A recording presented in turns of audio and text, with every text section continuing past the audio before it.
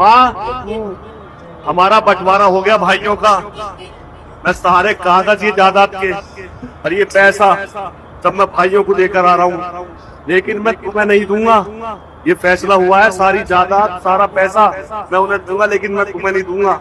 अब मैं तुम्हें पूछना चाहता हूँ कि तुम किसके साथ रहोगी, भाइयों के या मेरे? तुम्हारे। मेरे साथ रहोगी? दे दूं सब कुछ उन्हें? दे दूं सब कुछ दे दूं? मेरे पास रहोगी पक्का? دا عمر ډیر د ازمایښتونی ښه وای درونو حصې بیلې شوې، هر یو ورور وی چې دا زمای صدا او لار او مور او بیا خاص کر مور په ډېر عجیبو سترګو وی چې زه به د چا سره یم. الله الله، تاسو ته پته ده که نه؟ اکثر ګوره په دې ټیم کې دا مور او پلار نی، دا ګوره بیا یو تپاس کوي بلې بل تپاس کوي. ښه په خپله ګوره مونږ لیدلي دي. خوش قسمته هغه بچی دي چې زما اسم نه دي پکار، صرف د مور او پلار نه علاوه. ښه دا خوش قسمته بچی دي، خوش قسمته دی خپل مستقبل په خپل لاسو سازي، خپل مستقبل په خپل لاسو سازي.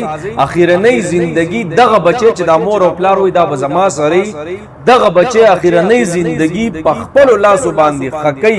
ځکه زما نبی فرمایي یو ګناه داسې ده چې الله جل شانه د هغې عذاب په دنیا کې ورکوي. هغه څه ده؟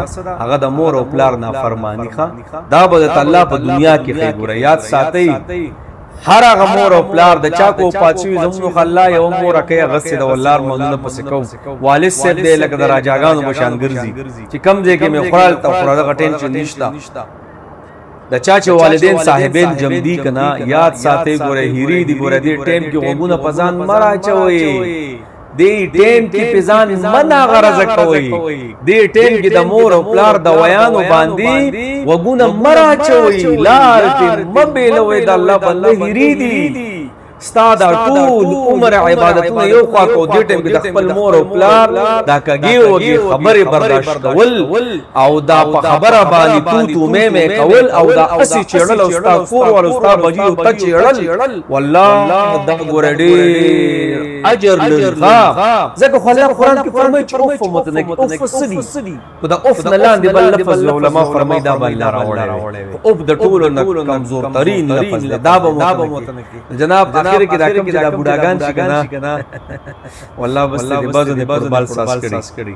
دغه مشرانو باندې ډېر خپه شم. زه یو مشر ورغلی اوس لو چې ورلم کمرې ته ډېر عجیب پکې والله. او داسې مشر کنه چې کله جمله ډېر روغ دا ډېر عجیب حساب ودا چې کله د خپل بازو نه یو جناب یو تپاس کوي بلې تپاس کوي. ډېر خپه ډېر داغا پوپی داغا کټ صادره د هغه چې کومه ملاس ورته بالغ ټول علم مشرا پدې خو میسو نشي، پدې خو میسو نشي. ته ډېر رو د بیو ولې انسان وي، خدا ولې تاسو دا بچی دا کوي.